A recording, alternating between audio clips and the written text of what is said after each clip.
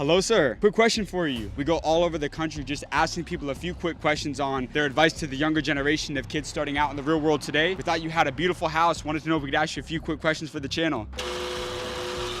Hey, he opened that up, so. And you guys see the Lamborghini, he's got the Aston Martin out. Got a whole bunch of cars. We gotta figure out what this guy did to be able to put himself here. Excuse me, sir. Is this your house? It is. What do you do for a living, man? I don't know. Los Angeles is the #6 city in the entire world with the most millionaires. Today, we're gonna be going all over Los Angeles, Bel Air, Beverly Hills, and Calabasas, asking multi-million-dollar homeowners how they became successful and how you can start your path to becoming wealthy in 2023. We're right now in the hidden hills of Bel Air, one of the most expensive and wealthy neighborhoods in the entire country. And with that being said, let's get this video on the way.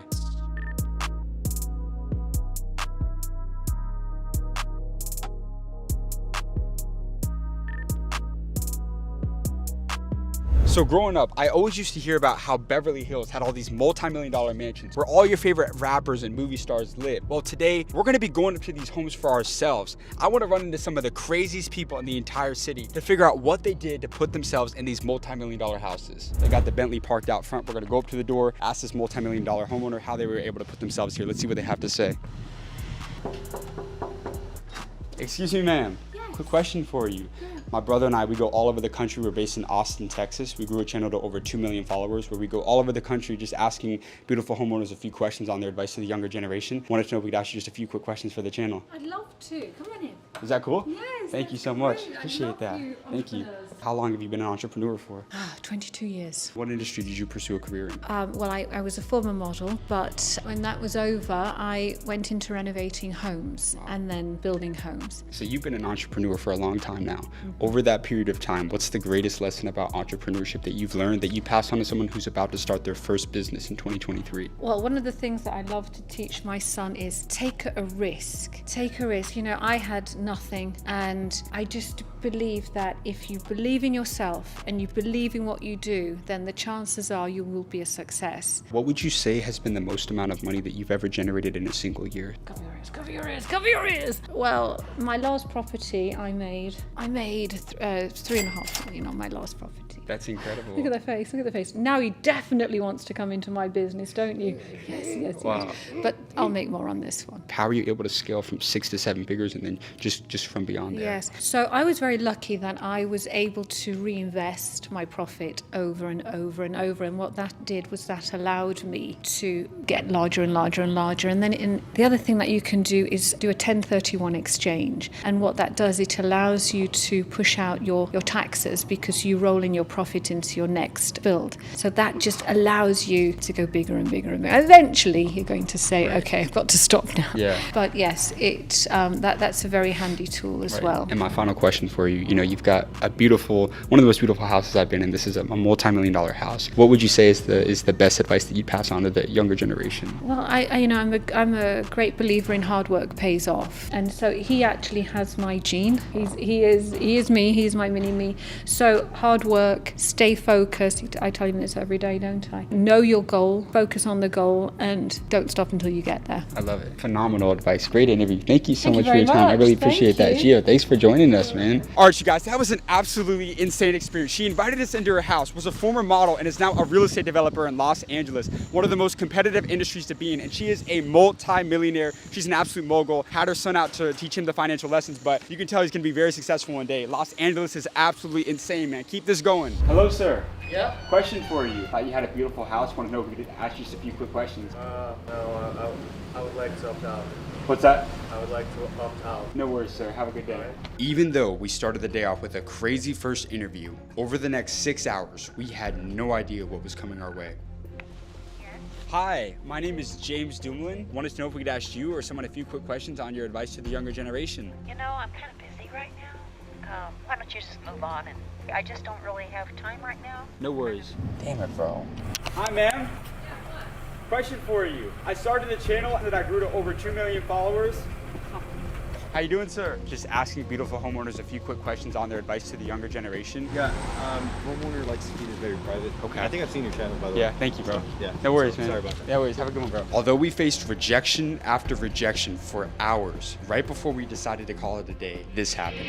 I go all over the country. I'm based in Austin, Texas, just asking people a few quick questions on their advice to the younger generation. Could I ask you just a few quick questions up here? Yeah, sure. Thank you, sir. Appreciate that. We'll just come. Awesome.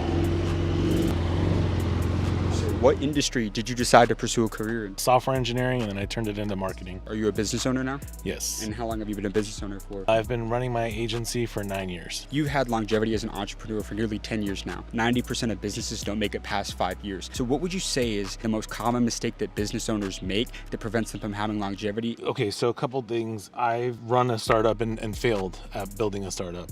And the company wasn't a huge success. It ended up being acquired, but ultimately, like, it wasn't the multi-billion-dollar company I expected it to be. And in those days, it was like, don't get down on yourself, don't start second guessing yourself, and just keep working at it. Every single day is a new day, and you can do something new with that. You can always keep trying to move forward. And I think that's like the biggest thing is like keep moving forward with everything that you're doing, right? Like if there's a mistake that you made or you don't see sales going the right way, just like keep trying and keep pushing at it and trying to figure out like what you can do to get to that next level, but also like make decisions. I think the biggest thing that's helped me in my career has been I'm very quick to make a decision. I feel like I can make a decision in a split second, and I don't overthink things and don't worry about too many things. I just jump right in. Early on, I always just was like, I hustled. I figured out how to like get stuff done, and I never took any shortcuts, is what I'll say. You've got great advice. Thank you so much for your time, sir. I appreciate you. Yeah, And one last final thing, any advice to someone who wants to own a Porsche one day? This is a multi-$100,000. This is a lot of people's dream car. Any advice? It's my dream car. When I was a kid, I actually used to always go to the auto show with my dad, and I'd get the 911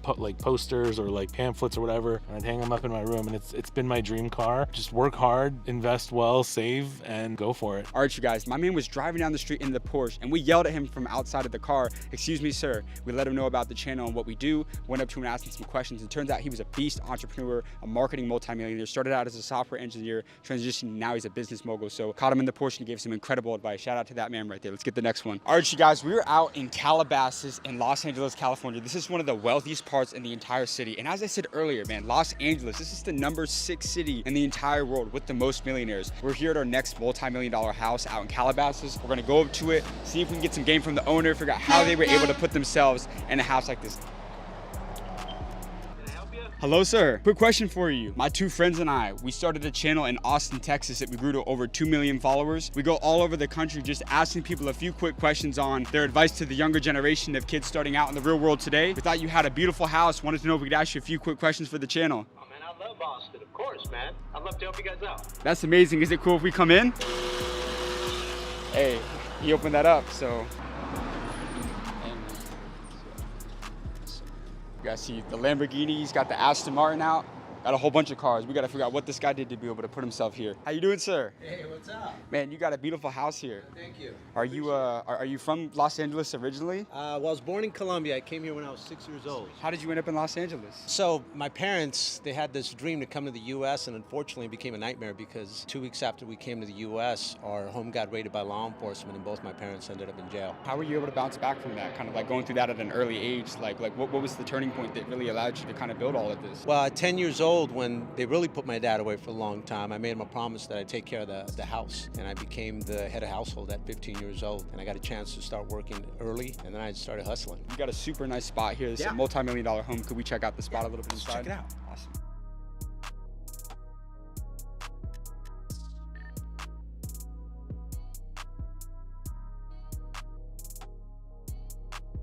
What industry did you decide to pursue a career in? Home security. I've had that now for 25 years, and I just started a solar company a year and a half ago, which just happens to be the 20th fastest growing company in Inc. 5000 magazine. How old were you when you started your first business? I was 21 years old. 21. And how old are you now? I'm 46. What's the most amount of money that your business has ever generated in a single year? It'll be this year. We'll do 200 million. Scaling is one of the hardest things to do as a business owner. A lot of people, they'll have that great idea, but they don't know how to scale and grow it. So how have you been able to scale to a 9-figure business? business? It has to come back to influence, right? Because to bring in good people, they have to believe in you. You know, your dream's got to be so big that everybody's dream can fit inside of it. Because again, the good people, they have a lot of options, but you got to take the first step. Faith is really taking action before you have what you need. I remember as soon as I started the home security company, I bought the minivan before I actually had the people. Because we used to go in minivans and I used to fill all of them up and we used to go door to door. I didn't even have a team yet, but I bought the minivan knowing that the people were coming. When you put money behind something, that's when you know you're committed. I call it a necessity level. A necessity level is this sudden willingness that untaps this tremendous amount of ability that you didn't know you had. That's why I've always been great at putting myself in pressure situations that increase my urgency level. I believe low stress is low performance. But when you put yourself in these uncomfortable situations, that's when that greatness that lies within comes out. What's been your secret to sales?